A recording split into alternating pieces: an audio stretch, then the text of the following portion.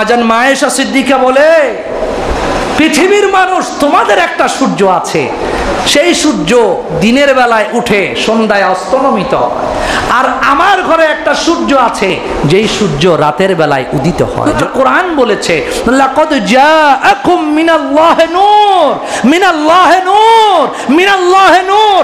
আমার রাসূল তো নূর নবী, নূর নবীজির চেহারায় মোবারকার নূরের আলোয় আম্মা জান বলে, আমার পুরা ঘর আলোকিত হয়েছে, সেই আলোয় আমি সূর্য খুঁজে নিয়েছি। সুবহানাল্লাহ।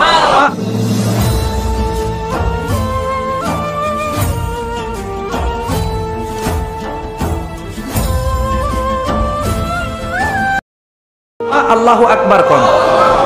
ইউসুফ নবীকে দেখার পরে মিশরের মহিলারা আপেল ফল না কেটে আঙুল কেটে ফেলেছে, ব্যথা অনুভব হয় নাই। কিন্তু যখন ইউসুফ নবী এই দরজা দিয়ে ঢুকে হেঁটে হেঁটে আরেক দরজা দিয়ে বের হয়ে গেল, তারা আত্মচিৎকার দিয়ে উঠলো, কেটে গেছে, রক্ত পড়ছে, আঙুলকে চেপে ধরছে। কারণ নবীনা ইউসুফ আলাইহিস সালামের চেহারার জিয়ারত করে এত সুন্দর তিনি ছিলেন। অর্ধজাহানের সৌন্দর্য দিয়ে আল্লাহ যাকে সৃজন করেছেন তার সৌন্দর্য দেখে আঙুল কেটে ফেলেছে। কিন্তু মনে হয় তাদের কিনেস্থেসিয়া দেওয়া হয়েছিল, কিছু সময়ের জন্য তাদের কোনো সেন্স ছিল না, খবর ছিল না। বলে কোন সুবহানাল্লাহ। আম্মা জান মায়েশা সিদ্দিকা বলে, পৃথিবীর মানুষ তোমাদের একটা সূর্য আছে, সেই সূর্য দিনের বেলায় উঠে সন্ধ্যায় অস্তমিত হয়, আর আমার ঘরে একটা সূর্য আছে যেই সূর্য রাতের বেলায় উদিত হয়। জোরে কোন সুবহানাল্লাহ। আম্মাজান বলে, আমি একদিন বাসায় বসে সেলাইয়ের কাজ করতেছি, কুপি নেবে গেল, সুই পড়ে গেল, খুঁজে পাচ্ছি না। এমন সময় দয়াল নবীজি এশারের নামাজ শেষ করে হুজরায় ঢুকলে পরে ওনার চেহারায় মোবারকার এত উজ্জ্বল নূরের জ্যোতি বের হচ্ছিল। কেন হবে না? আল্লাহর কোরআন বলেছে, লাকাদ জাআকুম মিনাল্লাহি নূর, মিনাল্লাহি নূর, মিনাল্লাহি নূর। আমার রাসূল তো নূর নবী, নূর নবীজির চেহারায় মোবারকার নূরের আলোয় আম্মা জান বলে, আমার পুরা ঘর আলোকিত হয়েছে, সেই আলোয় আমি সূর্য খুঁজে নিয়েছি। সুবহানাল্লাহ।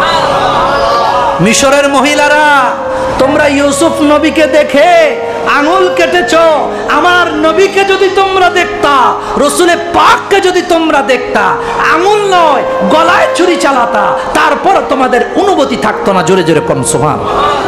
এই জন্য বলে, हम सूरत यूसुफ का नहीं जानने वाला और कैसे के मानिंदा नहीं आशिक लैला, दिल मेरा तस्खीर किया एक अरबी ने, मक्की मदनी उन अरबी हाशिमियों ने।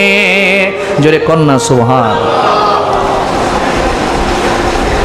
আপনাদের কাছে আমার অনুরোধ থাকবে, যারা বাবা আছেন সন্তানদের জন্য আহলে বাইত রাসূলের জীবনী কিনে দিবেন, মাওলা ইমাম হাসান হুসাইনের জীবন চরিত্র কিনে দিবেন, যাতে করে আপনার সন্তান বাড়িতে বসে স্টাডি করে জানতে পারে কেমন ছিল আওলাদে রাসূলগণ, কেমন ছিল আহলে বাইত রাসূলের জীবন চরিত্র।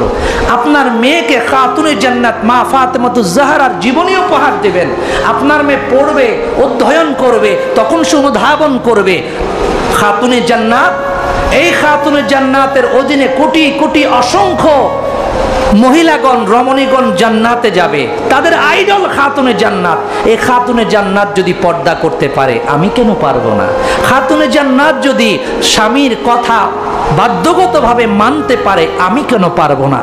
ছেলেকে জীবনী কিনে দিবেন, ছেলে মাওলা ইমাম হাসান হুসাইনের জীবনী চরিত্র পড়ে অনুধাবন করবে, যার নেতৃত্বে আমরা জান্নাতে প্রবেশ করব। ওনার আদর্শ যদি এমন হয়, তাহলে আমি সন্ত্রাসী কর্মকাণ্ডে লিপ্ত হতে পারি না। ওনার আদর্শ যদি এটা হয়, আমি ইয়াবা মাদক সেবন করতে পারি না। ওনার আদর্শ যদি এটা হয়, আমি দেশের মধ্যে অরাজক পরিস্থিতি করতে পারি না। ওনার আদর্শ যদি এটা হয়, ইফটিজিং করতে পারি না। ওনার আদর্শ যদি এই হয়, জেনা ব্যভিচার প্রেম ভালোবাসায় মত্ত হতে পারি না। ভালোবাসতে হলে আহলে বাইতকে ভালোবাসো, ভালোবাসতে হলে নবী দো জাহাঁকে ভালোবাসো, আরশের মালিক খুশি হবে। জোরে কোন সুবহানাল্লাহ। আই মিশন একটি ইসলামিক রেকর্ড চ্যানেল, সাবস্ক্রাইব ও ফলো দিয়ে পাশে থাকুন।